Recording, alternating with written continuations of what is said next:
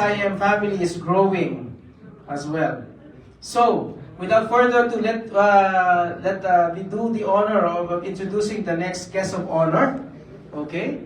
So he is a graduate with a Bachelor of Degree in Mechanical Engineering at VPI-Intl University of Science and Technology, or NEUST. With near to completion master degree in business administration from the AMA University and PPA Business School in Paris, France. Wow. A certified project management professional, or PMP, of Project Management Institute, USA. He is also a certified lead auditor ISO 9001-2015 QMS in CQI-IRQA UK. And he's also the founding chairman of Filipino expatriate of Sepak Takraw Association of Qatar. The technical and marketing manager of AMTC in the Qatar branch, having over 20 years of engagement in MEP and HVAC. And also, he's the immediate past president of PSIM Qatar chapter. Friends, ladies and gentlemen, fellow engineers, the current National Vice President for International Affairs of PSIM National, help me welcome Engineer Cesar Arthur Ida, Mechanical Engineer and MBA.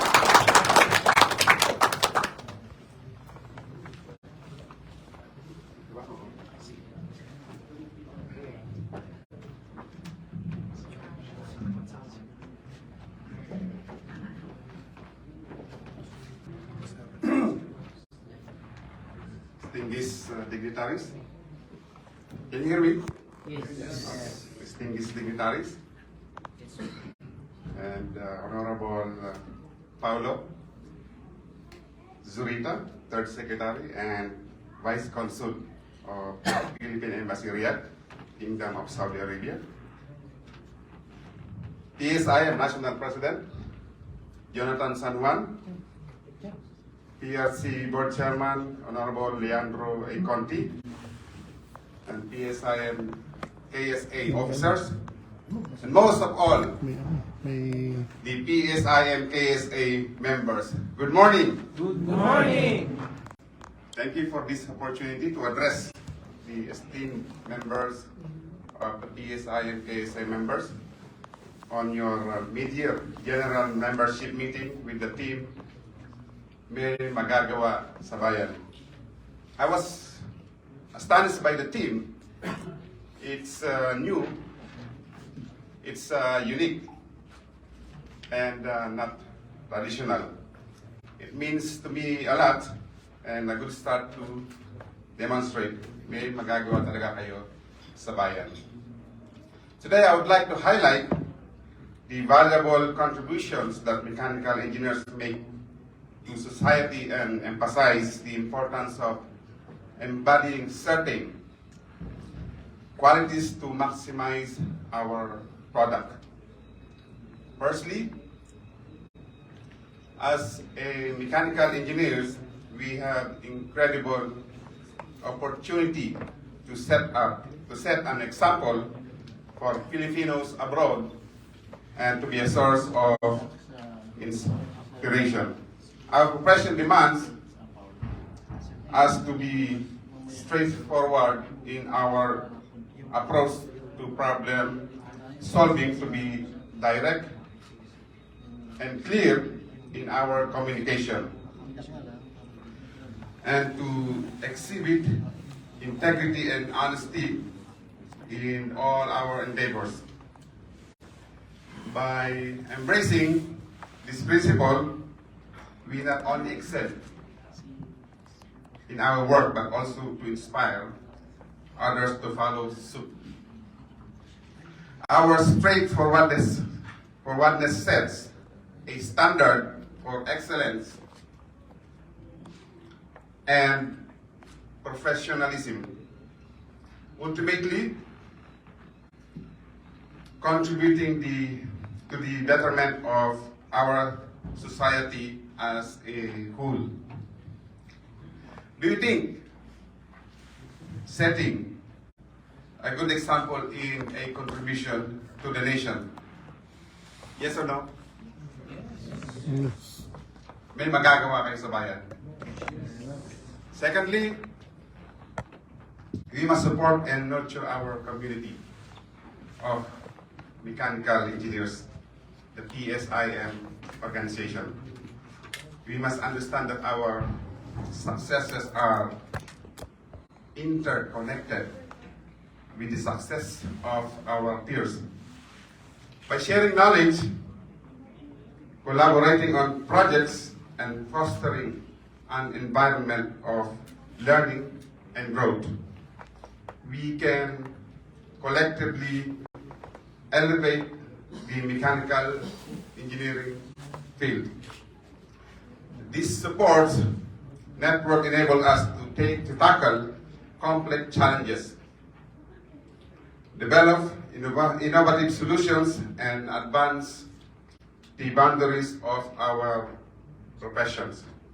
Together, we can achieve far for more than any of us could alone. Let me ask a question. Are you willing to support or share some time attending PSIM KSA programs? Yes or no? Yes. May magagawa kayo sa bayan. Lastly, as a mechanical engineers, we have the responsibility to lead the way to the right path. In a rapidly changing world where technology and innovation play pivotal roles, our expertise is vital in shaping a sustainable future. We possess the skills and knowledge to design and implement solutions that conserve resources, reduce environment impact, and enhance energy efficiency. By leading with ethical and forward-thinking approaches, we can guide society toward a better tomorrow. We can ensure that technology harmoniously coexists with nature, and progress is achieved without compromising the well-being future generations. I am referring to the leaders, and soon to be the leaders of PSIM KSA, the Board of Trustees and committee chairs. I would like to request you also to please all stand.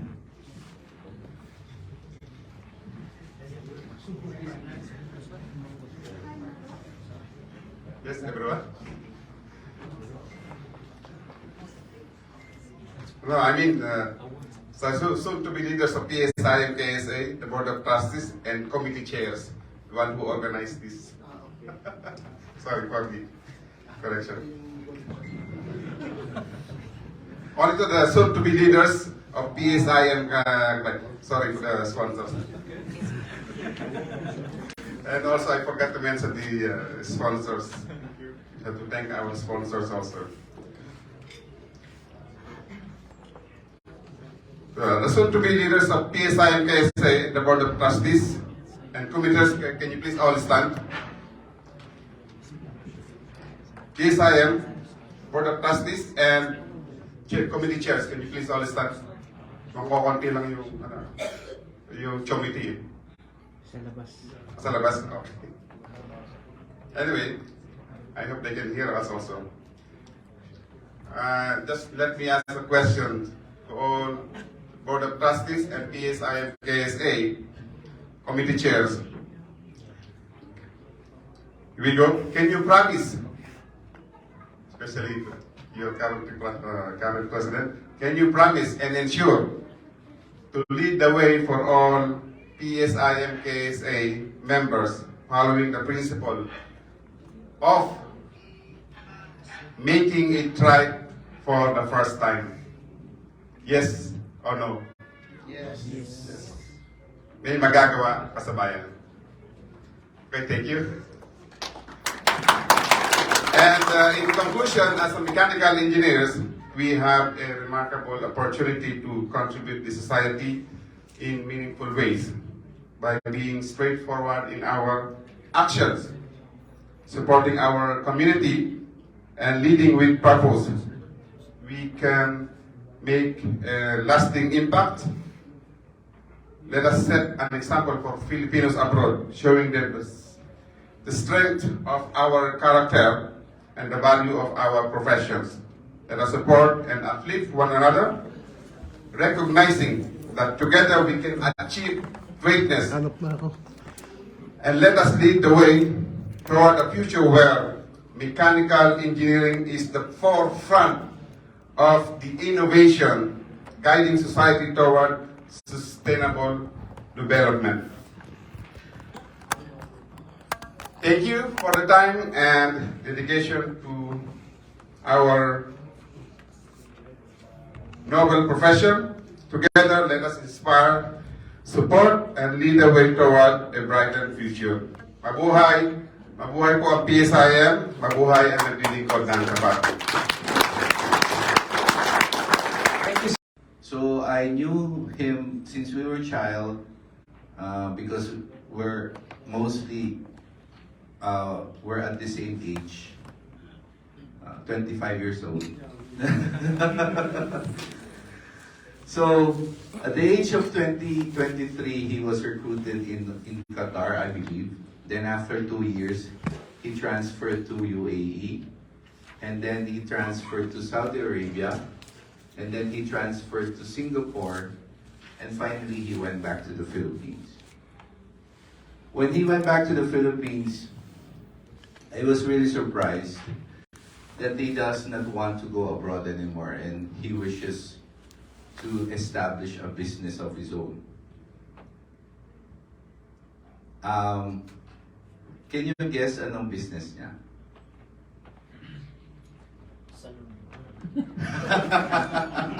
I'm also thinking of it. Sabi ko, pag uwi ko, magtatayo na lang ako ng barber shop para magkape-kape na lang ako doon sa side at makipagkwento. Di ba yung mga barber shop natin ganun? Kaya nga may mga there's a saying that there's a kwentong barbero. His business is a derma clinic. From engineer. Alam niyo bakit? Pag-uwi niya, wala na siyang pera. Hindi siya nakaipon kasi single siya eh. Ano naman eh, nagpunta pa ng Dubai at saka Singapore. And nakilala niya isang doktora, derma. Pinakasalan niya. Kaya ngayon hindi na engineer ang tawag sa kanya, doktor na. But kidding aside, he has now 4 branches, I think. And he's a very successful guy. One of which, isa siya po sa tinitingnan na sa aming angkan. Kapelito po kasi siya.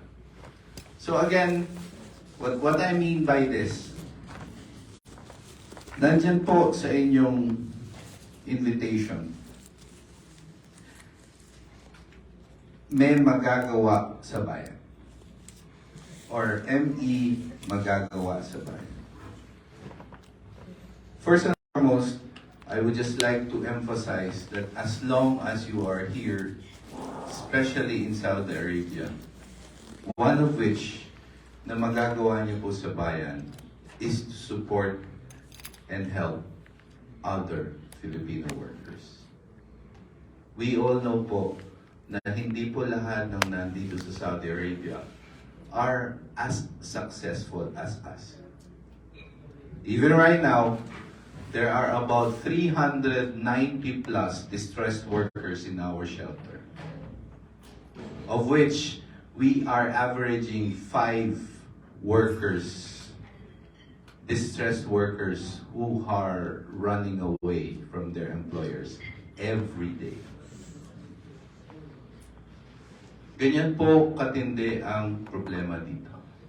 However, despite the fact of these statistics that I am telling you, Saudi Arabia, and you have heard of the news, I believe so, that when our beloved Minister or Secretary Toots Ople came here with the Minister of the Ministry of Human Resources and Social Development, Minister Al-Raji, told her that in the next 5 years, Saudi Arabia will be requiring 1 million Filipinos more.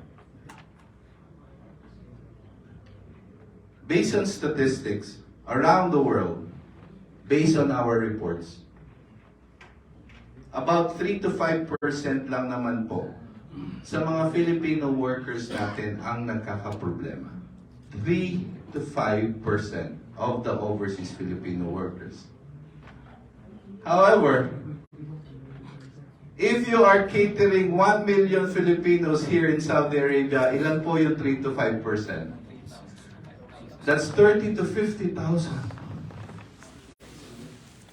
Sir. And in the next 5 years, the doble po yan, it would be 100,000 Filipinos that would eventually have issues and problems here. Ang embassy po at polo natin, nag-average lang po kami about 100 staff. Palagay po ninyo, kaya namin?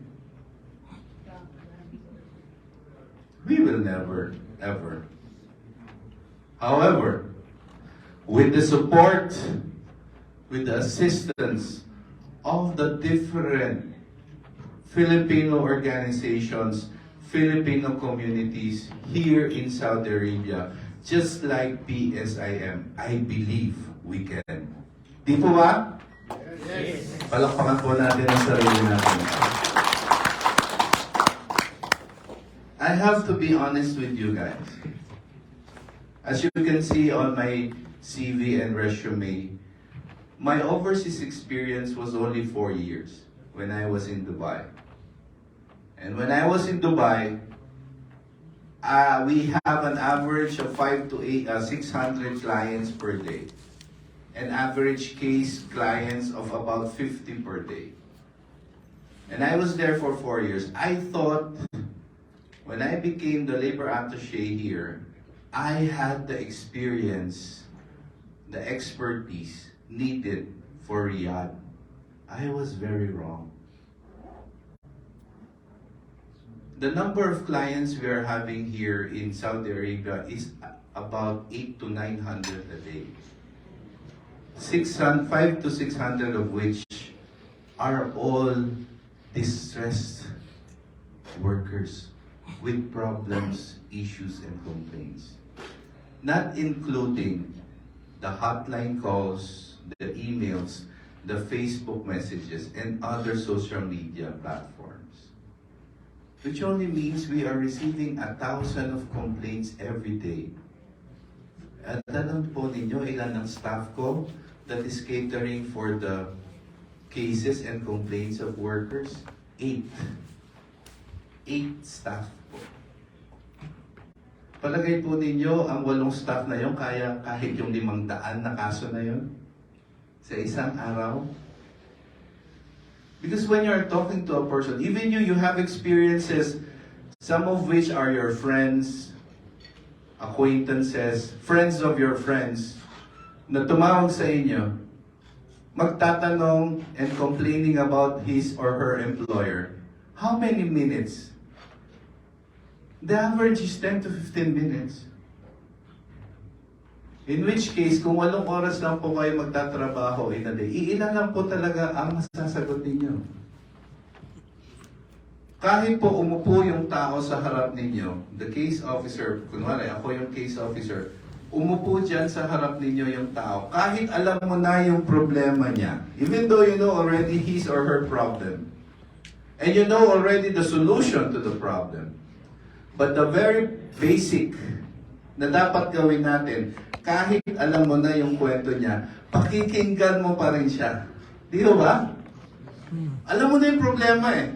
May problema siya sa sweldo, may problema siya sa overtime, may problema siya sa day off, may problema siya sa end of service benefits, pero it is a basic rule na bago mo siya sagutin, pakinggan mo muna yung kwento niya. Dahil pag sinabi mo, kuya, anong problema mo? ESB. Punta ka dito, punta ka doon, punta ka doon.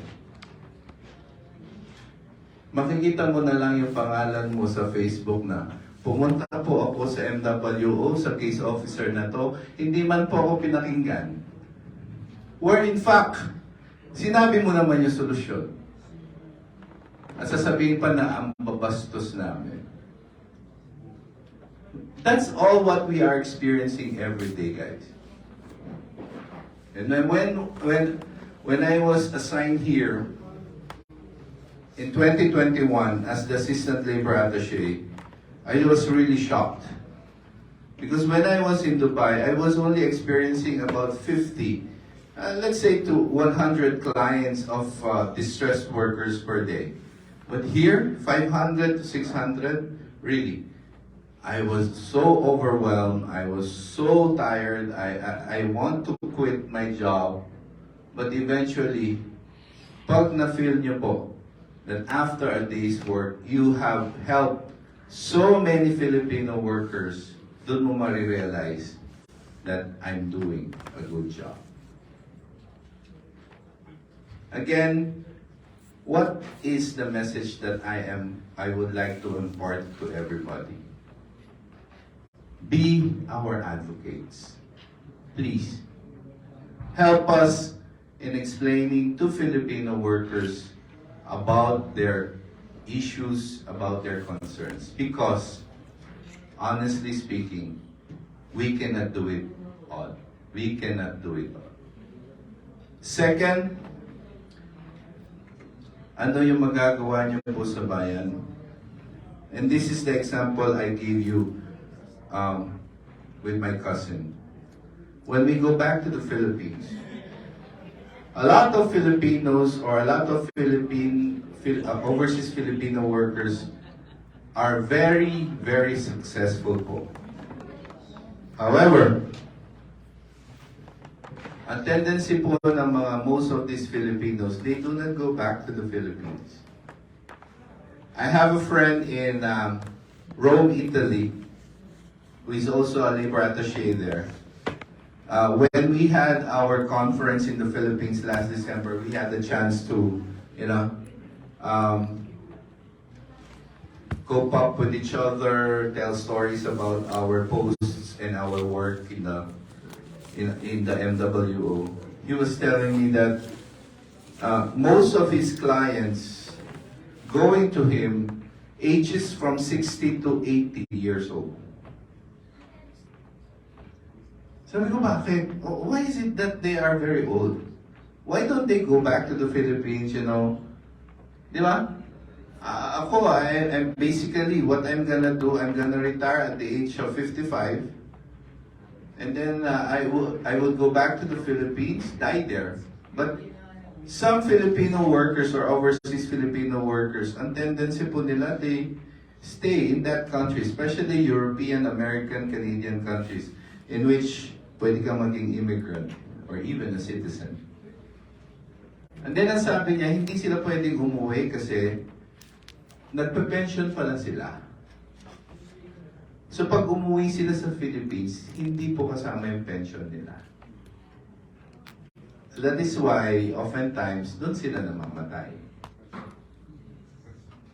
But anyway, on the part of Saudi Arabia, there is no such thing as that. Kahit 40 years ka dito, hindi ka naman magiging immigrant or citizen dito. Unless otherwise, just like the owner of Lulu supermarkets and hypermarkets. Kilala niyo ba siya? The owner of Lulu hypermarket is an Indian. He started his company in Dubai, UAE. After that, he became successful. He was given a residency in UAE. Tapos, pagdating dito, because of the success of Lulu Hypermarts in Saudi Arabia, he was also given a residency here in Saudi Arabia. I think he was the first foreign national who was given a residency here in Saudi Arabia. So siguro kung kasing yaman niya tayo, pwede. What do I mean by this? My vision is, mag-iipon po ako habang nasa abroad ako.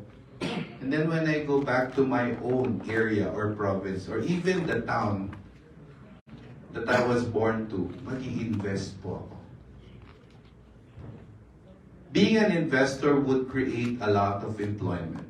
And creating an employment in your area, that's one of the things you can help our town, our province, and eventually our country. Yung po diniscuss ni Miss Bianca, nandiyan pa ba siya? Tatanungin ko sana kung single pa siya. But anyway, yung po dinidiscuss, what Miss Bianca was discussing is also being given by OWA, by DMW, by the NRCO. These are the government agencies that provides reintegration programs to all OFWs. And more than enough, you are very competent persons and very qualified persons to avail and to apply on this reintegration program. Kayo po yun. Palagay niyo po ba may housemate na magtatayo ng business? If for a fact siguro housemate siya ni Prince MBS na nagsusweldo ng 10,000 riyals a month, pwede po yun. But you professionals are the ones who will and have the capacity to invest in our own country. Nakakalungkot pong isipin, even in my country, in my province in Pampanga, there are a lot of successful business women and men in our area. But unfortunately, they're investing in other countries and other areas like Manila, Southern Tagalog, but not even in our own municipality and province. So nangyayari po, parang, di ba, ang kasabihan dapat ibalik natin sa ating, I forgot what, ano yan? Kung hindi mo papalikan, I forgot. Ang hindi lumingon sa pinanggalingan. Ayun, ang hindi lumingon sa pinanggalingan ay di makakarating sa paroroonan. That's what thank you very much for that. Kasi parang grade school pa ako nung sinabi sa akin. So I think that is one of the things that we could do, my dear engineers. Invest in which we could create employment, in which we could tell our kababayans na huwag na kayong mag-abroad. Not all people going abroad are successful. So I think this will start in all of us. The government has its programs, has its projects to help you establish your own business. And nonetheless, having a own business is really a good thing rather than being employed. Ako po naiingit ako, yung cousin ko po, yun yung mechanical engineer na may 4 na po na branches ng derma clinic. Yung isa ko pong cousin, he is into trading of medicines and medical equipments. Alam mo po, minsan naiingit ako. I'm very envious of them. Kasi, this month, nasa Korea sila, nagbabakasyon ng family. Next month, nasa Singapore sila. Next month, nasa Thailand naman sila. Ako nga, blue diplomat passport ako, hindi pa ako nakalipat kahit sa Bahrain lang. Di ba? Although I have financial capacity to do so, ang dami po nagsasabi sa akin, malapit na tayo sa Georgia, malapit na tayo sa Maldives, right? I think it's only 1 hour away from here. At ang pamasahe daw, it's only about 2 to 2,500 reals. I've never been there. You know what? Friday, Saturday na lang ang off ko. Pag Friday, ang dami pong invitation about events. Tama po? Hindi ko po kayo pinariringgan, ha? And on Saturdays po, I have to be in the office because I have to sign a lot of papers that are due the next day.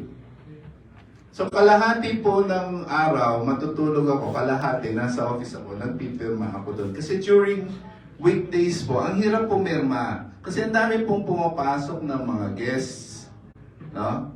Mga visitors, especially kung mga employers yan of big companies who wants to hire 100, 200 Filipinos.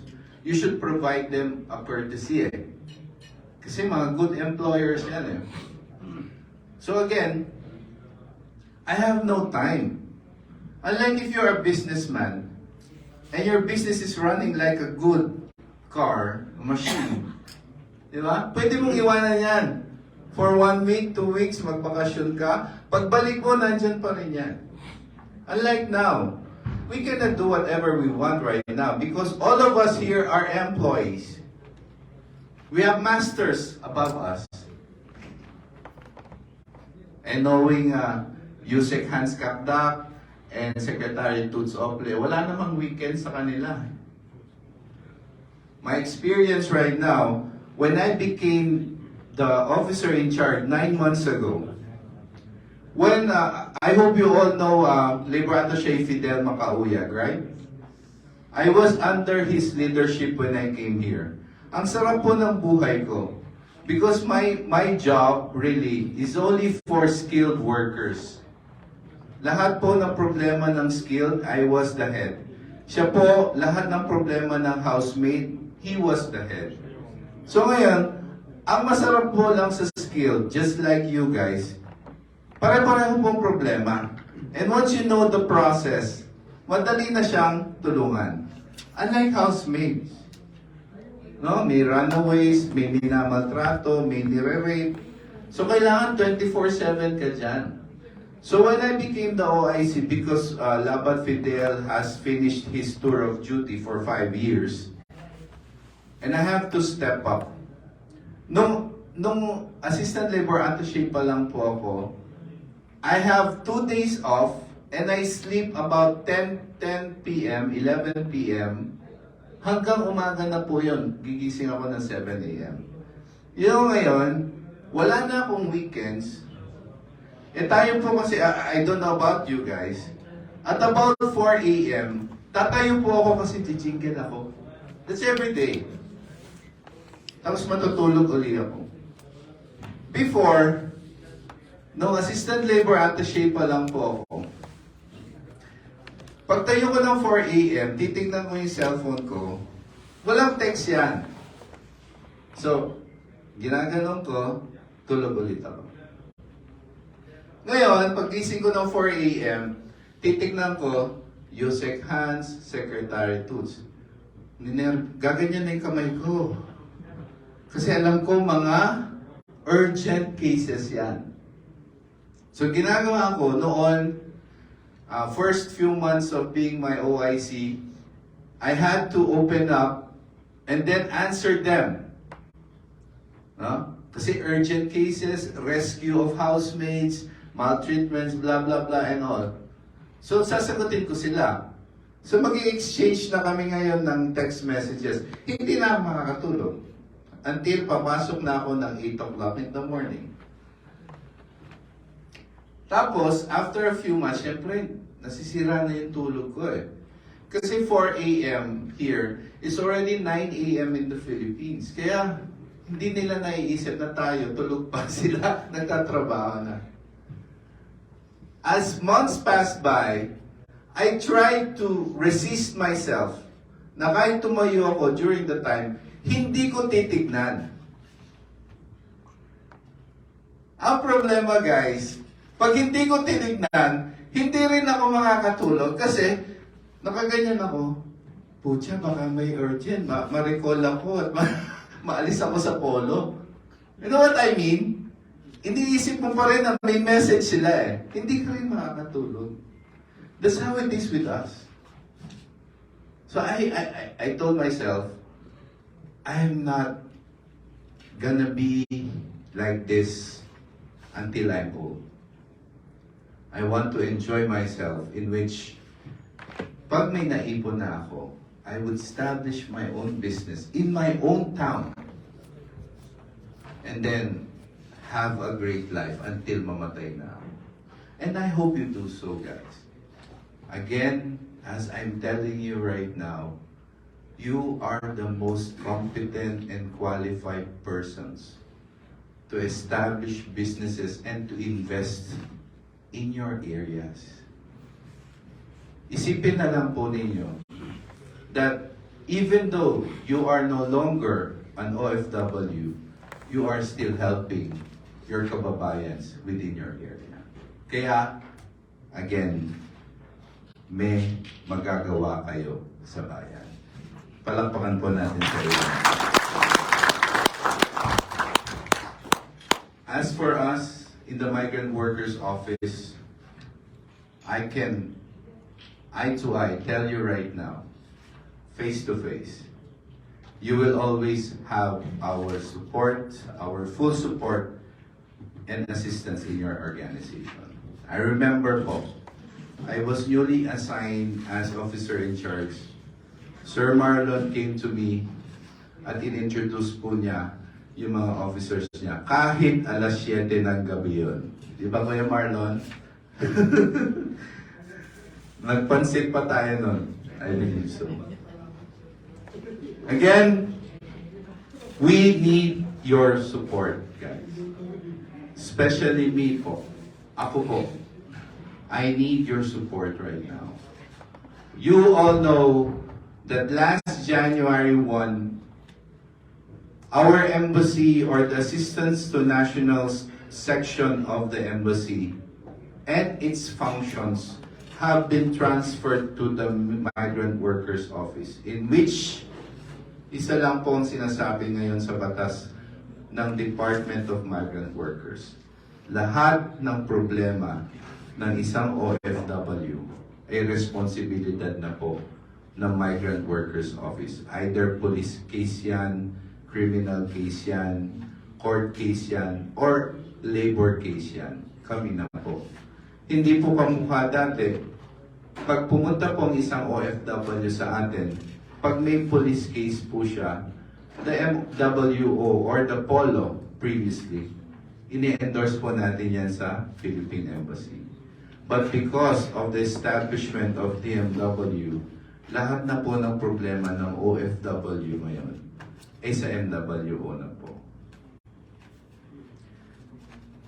Based on information po, since 2018 na-establish po yung database system ng Assistance to Nationals section po ng ating gobyerno. Palagay po ninyo ilan po ang criminal or police cases dito sa Saudi Arabia. Give me a number. From 2018 hanggang ngayon po, ano po ang number ng current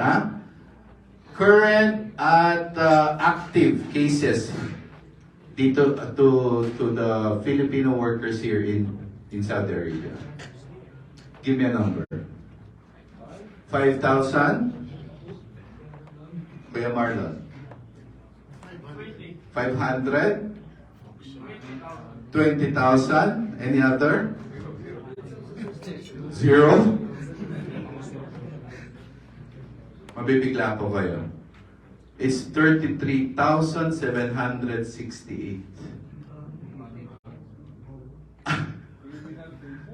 Criminal and police cases, half of which po ay nakakulong. Paano po natin tutulungan yun? You know what I mean?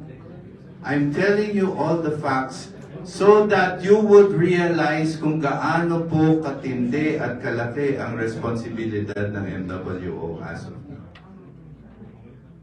That is why our beloved Secretary is really hoping na ang Saudi Arabia especially the MWO Riyadh, ay ma-establish po ng mabuti in solving all of these cases. But I can tell you right now, I am not Superman to do so.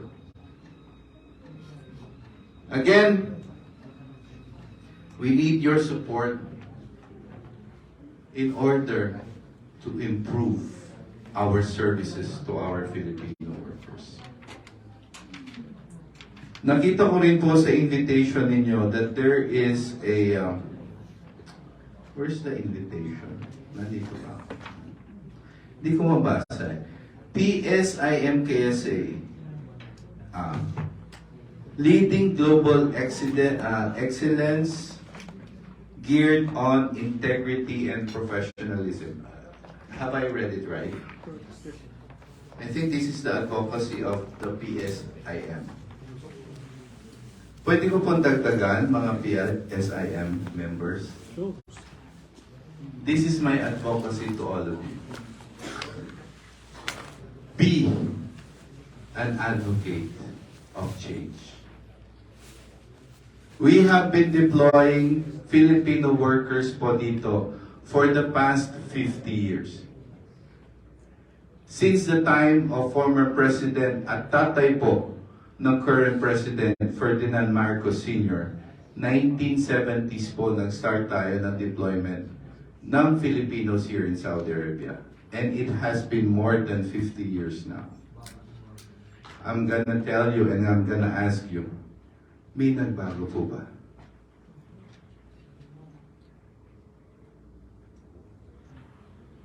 The complaints are there.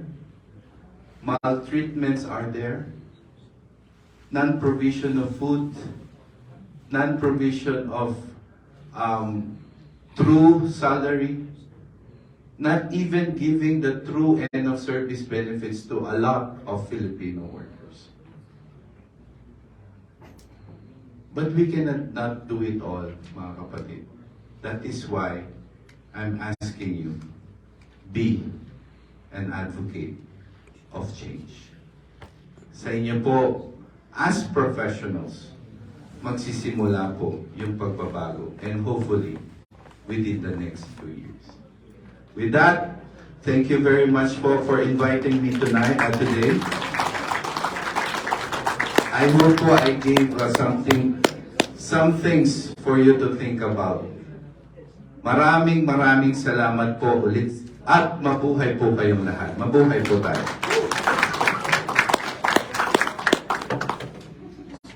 Thank you so much, Honorable Antonio Mutok Jr., Officer in charge of the Migrant Workers Office. Ang ganda po ng takeaway, no? Be an advocate of change. It will be a challenge for each and every one of us bilang mga OFWs and mechanical engineers as well. And I believe on behalf of the thousands of Filipinos here in Saudi Arabia, we would like to appreciate all your sacrifices. Alam ko po na weekend, dapat ay nagpapahinga kayo, but then you opted to join us and support Kasalanan ni our Kuya Marlon. fellow Filipinos. Kaya maraming pong salamat. Salamat. With that, Okay, on that note, yes, as I said, we would like to give our appreciation to Honorable Antonio Mutok Jr. by giving this plaque of appreciation. Okay, we would like to... Yes, it's a sir. very small token, and we would like to invite our Board of Trustees, headed by our Club President, Engineer Marlon Kaputan, to be on stage. Yes. And Sir Joel. Okay, so we would like to acknowledge by giving the plaque of appreciation to Honorable Antonio M. Mutok Jr., Officer in Charge, Migrant Workers Office or MWO in Riyadh, in grateful appreciation of his invaluable contribution and support to PSIM KSA chapter as guest of honor, leading to the successful conduct of the organization's first mid-year general membership meeting, conducted on the 14th of July 2023 at Crown Plaza, Riyadh Palace, Riyadh, Kingdom of Saudi Arabia. Signed, John Paulo Verano, signed Gregorio Tanson, signed Marlon Kaputan. Sir Antonio, we thank you so much. sa inyong napaka-uplifting na message para sa lahat ng mga OFWs. And we will try our best to be the Advocate of change. Please give the round of applause for Honorable Antonio M. Muto. Right? And another protocol with our Honorable OIC of the Migrant Worker Office here in Riyadh. Pwede pa tayo. Ano pa lang tayo? May we Yes, request we will everyone request stand everyone up? to please stand up and have a photo opportunity with our Honorable Antonio Muto from the Migrant Workers Office.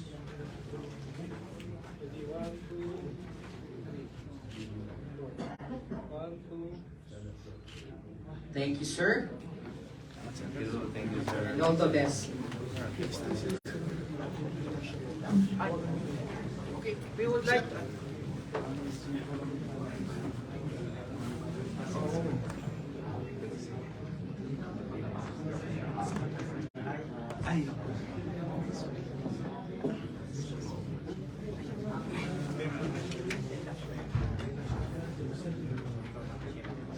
Alright, Sir Joel, I think the club, PSIM KSA, they have a wonderful newsletter. Yes. Do you agree? Yes.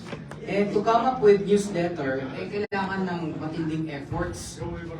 Kailangan po ng mga batikan dito, ng mga manunulat. Hindi lang po inhinyero, pero mga batikan na manunulat. Oo. At dahil nga ang mechanical engineers are the pioneers of civilization. It was embedded talaga yung term na yun. Yes. So talagang yun yun ang word of the day. Ang pioneers of civilization. We will have the honor to invite the officers or those members who are consisting of the editorial staff of the newsletter, the governor, the newsletter ng PSIM KSA. And to lead in the oath of office of our editorial staff, we would like to again invite Honorable Antonio M. Muto to conduct the oath of office for the induction of the new members for the editorial staff for the new official newsletter of PSIM KSA, which is the governor. So we would like to invite the following PSIM KSA members: the Editor-in-Chief, Engineer Jesse Ledesma. Okay, we would like to invite Engineer Paul Ivan D. Misplacido. The Circulation Manager, Engineer John Michael Basa. We also invite Engineer Renato S. Camacho as Technical Editor. We are also inviting Engineer Lyndon Bautista as the News Editor. So we would like to call on stage Engineer Julius Cesar S. Boreta, ME, as Photo Editor. We also have Engineer Andres Rodriguez as the Sports Editor. And also we would like to call Engineer Francis N. Marquez, ME, as Staff Writer. We would like to invite also Engineer Jason Zamora as Staff Writer. We would like to call Engineer Carl Mark V. Inopia, ME, as also a Staff Writer. Alright. So, Okay. let's request our... We would like to request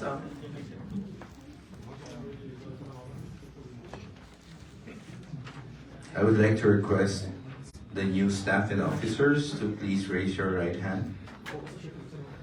Pambansang Samahan ng Inhenyero Mekanikal, Kingdom of Saudi Arabia, Oath of Office.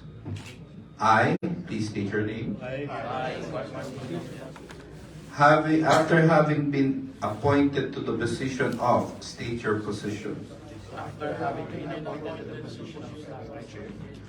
Of the Governor, the official newsletter of PSIM KSA Chapter,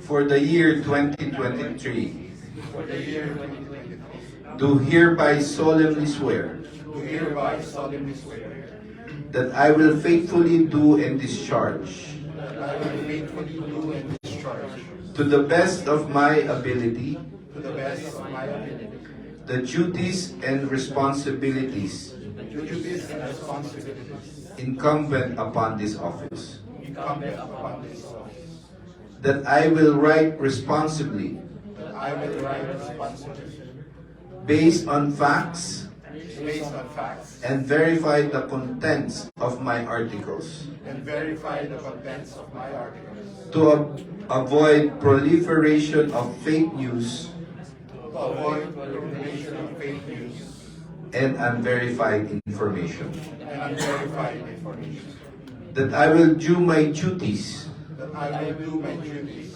as a responsible staffer of the governor, as a responsible staffer of the government, taking accountability for items taking accountability for items published or unpublished from the newsletter, published or unpublished from the newsletter, that I impose upon myself that I impose upon myself the aforementioned duties and responsibilities the aforementioned duties and responsibilities voluntarily and without purpose of evasion.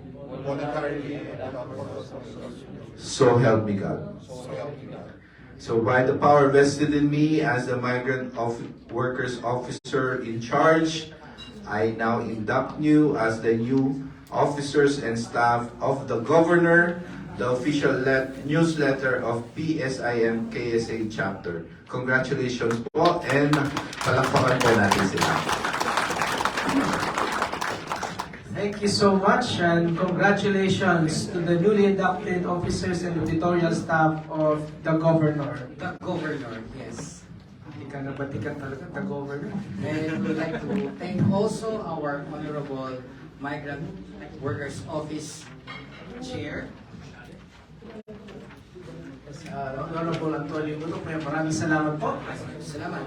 Now, I think our next session is the second most awaited Yes. session for today's event. As part of uplifting and continuing education for mechanical engineers, so we will have our second technical session for this activity.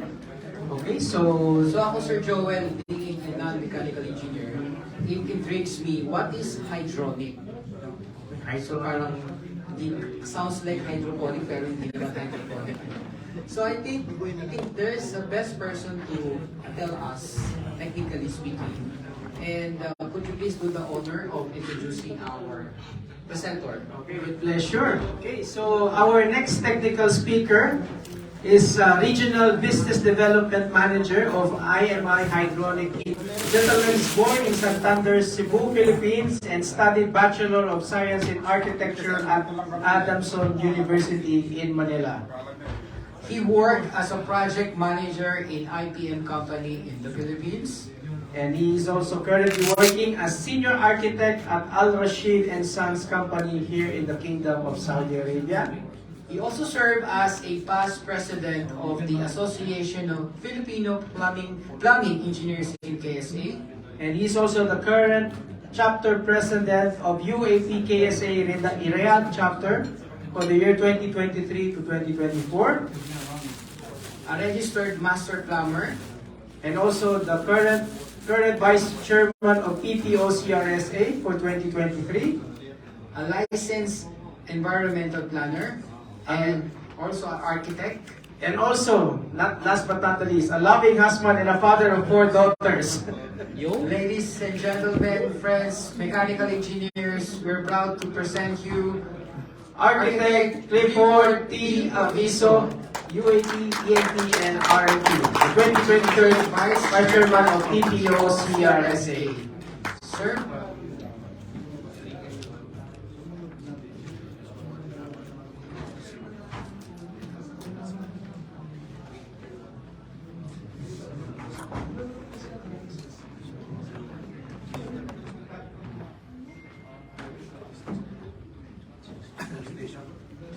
Thank you very much for that very warm introduction. Well, to our valued guests, Engineer Marlon Gaputan, the current PSIM President, the immediate past President, Engineer Francis Lowy Rossetti, of course, our Chairman, Engineer Julius Cesar De La Torre, Engineer Ruel Sumido, Engineer Francis Marquez, Honorable Antonio M. Mutuk Jr., who just left a minute ago, and of course, Engineer Cesar Terneda, the Vice President for the International of PSIM International. Well, distinguished guests, esteemed leaders, and members of these prestigious organizations, the Pambansang, Samahan ng Inhenyero Mekanikal or PSIM KSA, and all of you who are here today, including, if we still have the online attendees, I hope so. Isang mapagpalang araw at magandang hapon sa inyong lahat.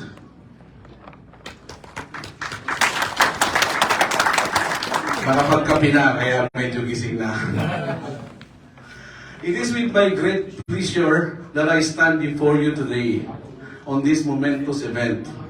By the way, congratulations to your first mid-year general membership meeting. Given this opportunity, I am humbly honored and challenged to deliver a task, to give an inspirational message. This is very challenging. You know why? Because as I look at you all, you are already inspired. Diba? Inspired with a smile. Well, talking of smile, by the way, according to the research, we only need 13 muscles to form a smile. And we need 47 muscles to form a frown. At this juncture, can I request everyone to share your full 13 muscles of a winning smiles? Yes. Well, I see faces. Sir, you are showing 14 smiles, more than one. That's what I'm expecting. The other ones, I think that's 20, sir. That's already laughing. Thank you very much. Thank you for your sharing that winning smiles. That marks the success of this event. You know, the mechanical engineers, the professional mechanical engineers are close to my heart. In Tagalog, we call it kapuso. Yeah, means from the loving heart, right? You know why? Because when I was a president of the Association of Filipino Plumbing Engineers in KSA, my advisors are all mechanical engineers. To name a few, here we have Engineer Julius Cesar De La Torre, and of course, Engineer Ruel Sumido, among others. Second, bakit malapit sa akin sa puso ang mga mechanical engineers?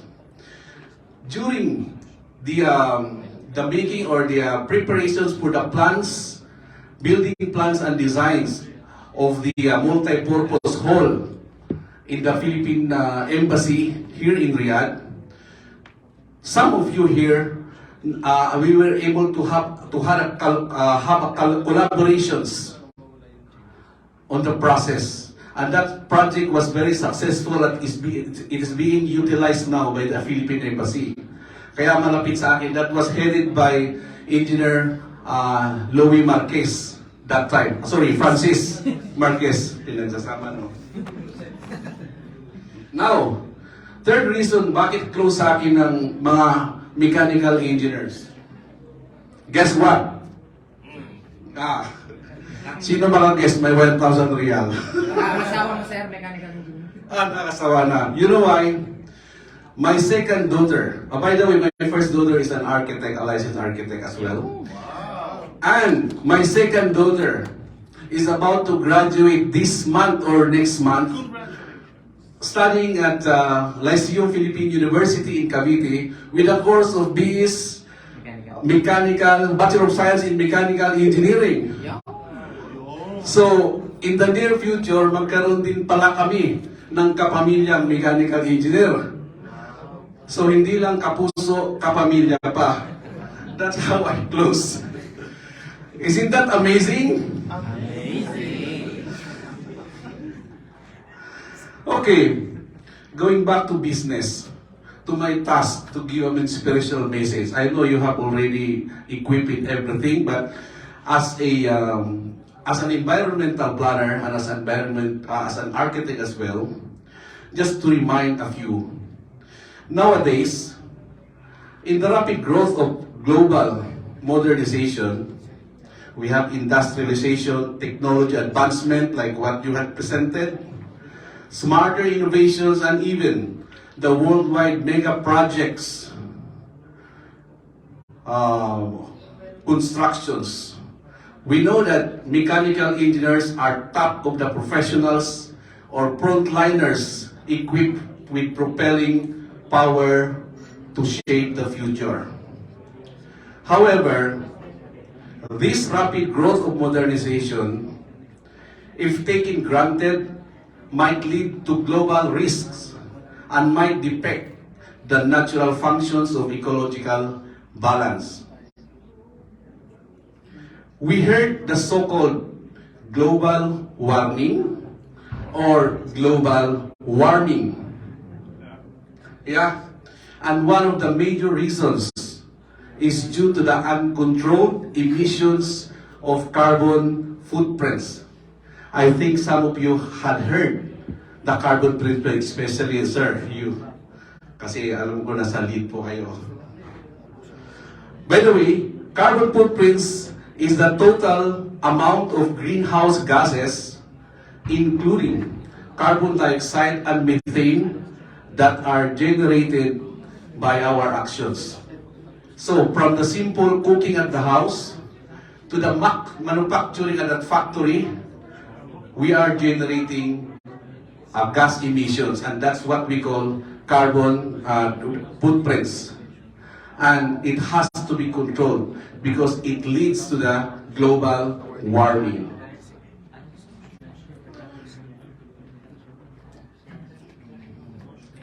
In behalf of PPO, CREC, as headed by Chairman Ryan Anisito, I am encouraging mechanical engineers and professional mechanical engineers to continue integrating and adapting your design and applications towards environment-friendly and sustainable approach. Actually, this is a call to all allied professionals to generate ideas, create plans, and accelerate actions towards ecological balance.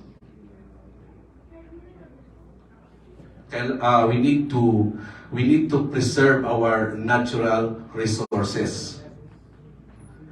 To the new and young professionals, I think we have here, who will be inducted this afternoon,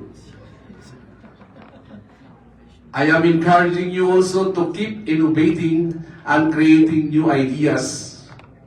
Be on the board on the modern and current trends of advanced technology para hindi maiwanan, to avoid being left behind. And also, be on the board while maintaining the value of collaborations among allied professionals, work with competency and excellence in the field of mechanical engineering. To your esteemed organizations, PSIM, KSA, sir, you had contributed a lot of achievements in PPO. I am the living witness of that. Of course, with our chairman and the rest of the councils. Thank you very much for being there and always been active, whatever. When it comes to the SPLA, when it comes to the sports and everything. The chapter president of PSIM KSA, is very, very active until this moment. Thank you very much for being with us always in the PPO CRSA family. To all of you and to PSIM KSA, may your journey be filled with purpose, fulfilling and endless possibilities in the present and future time. I will not prolong this. Thank you, congratulations, and good afternoon to all once again. Maraming salamat, Architect Clifford Amiso, Thank you so Vice much. Chair of the PPO 2023. Salamat sa pagiging kapamilya, kapuso at kapatid sa PPO. Kompleto. Lahat ng networks. Ang kanina, Mechanical Engineers pioneered civilization. Because of your speech, Mechanical Engineers will save civilizations. Yes. Exactly. And for once, naging magkaibigan ang architect at mechanical engineer. All the time. At least at here. We started here. Yes. And I think, Sir Joel, with that, we will appreciate the uplifting and inspiring message Okay. of Architect. Yes. In appreciation for that inspiring message, we would like to take this an honor to provide the plaque of appreciation for Architect Clifford T. Aviso for the inspiring message. The Pambansang Samahan ng Inhenyero Mekanikal, Kingdom of Saudi Arabia, provides and gives this plaque of appreciation to Architect Clifford T. Aviso, UAP-ENP, RNP, which is the Vice Chairman of Philippine Professional Organization, CRSA, in grateful appreciation of his invaluable contribution and support to PSIM KSA chapter as distinguished guest, leading to the successful conduct of the organization first mid-year general membership meeting conducted on the 14th of July 2023 at Crown Plaza, Riyadh Palace, Riyadh, Kingdom of Saudi Arabia. Signed, Signed, John Paulo Verano. Signed, Gregorio Jamson. Signed, Marlon Kakutan. With him is the club president, Marlon Kakutan, and the members of the Board of Trustees. We thank Sir Clifford Amiso, the Vice Chair of the PPO for this year, for all the invaluable support that you have given to PSIM KSA chapter. let's give them a round of applause. Thank you so. Do you believe that you have a working president for this term? Yes.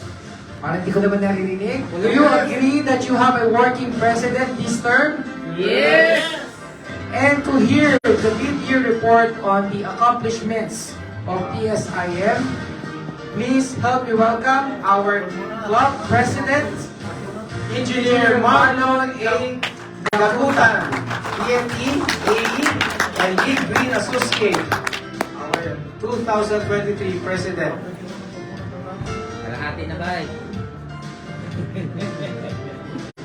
So habang hinihintay nating ma-load ang kanyang presentation, Mukhang mahaba-haba yata yung i-report niya. yes. Thank you, Aditi and James. Good afternoon ulit. So before we end, thank you.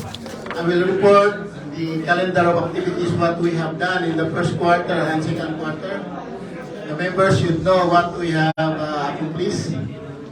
So for the first quarter, on January, we have conducted display review for several dates, January 6, 13, 20, and 27. So on January 20, we conducted first BOT meeting at 63 Hotel. January 21, we have first PPO monthly meeting. January 24, we conducted new member orientation program. January 26, we take oath at Philippine Embassy. On January 28, we have PPO meeting at Philippine Overseas Labor Office. So these are the pictures.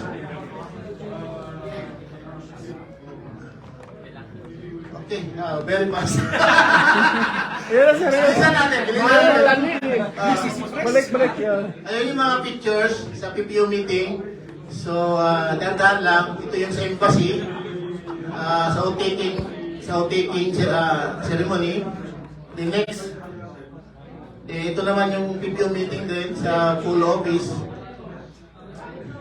Then let's move to February. February 2, we have a PPO courtesy call at Philippine Embassy. February 3, we conduct SPLE review. On the same date, we have a PPO CRC monthly meeting at Pole Office. On the same date also, we have a second BOT meeting. February 9, a courtesy meeting with the MWO officer in charge. On February 10, orientation on how to become a PME Dapurong 2023.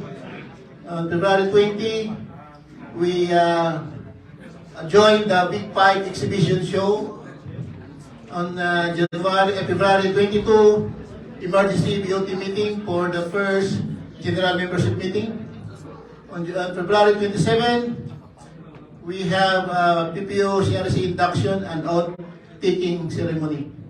So these are the pictures. The PPO courtesy meeting, SPLE review, PPO CRC monthly meeting at Pole Office, our second BOT meeting, then the courtesy call with the MWO officers, Mr. Motop there, then the orientation on how to become a PME with Pres Jonas, the Big Five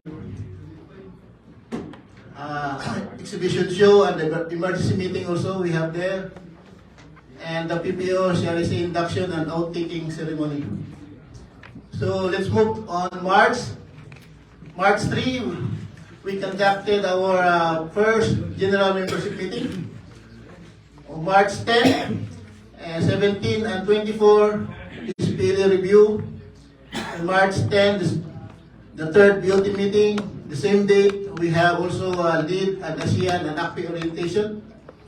On March 10, the PSIM, KSA and Toastmaster meeting number 15.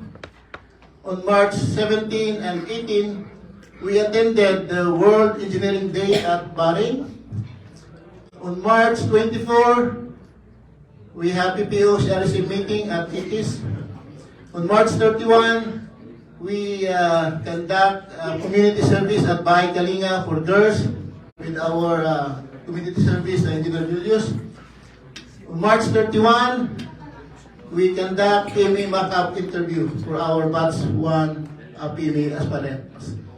So these are the pictures for the FGMM, SPLE review, the third BOT meeting, the lead ASEAN and ACPI orientation, the Toastmaster meeting number 15, the World Engineering Day, the PPO CRC meeting at TKS, and the community service at Bahay Kalinga for girls, and the PME mock-up interview. So let's move on month of April. So on April 7, we have a SPLE review again at PSIM headquarters. April 7, we conduct fourth BOT meeting.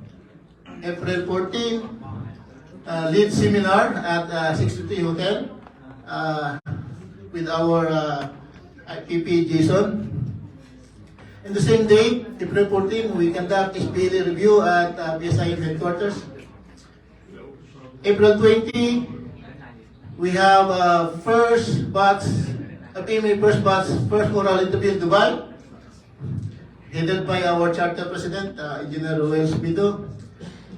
On April 22, 23, 24, we have a SPLE exam at Al Uruba International School, where your servant is the head of martial and security. So on April 28, we conduct blood donation at King Saud Hospital. So these are the pictures.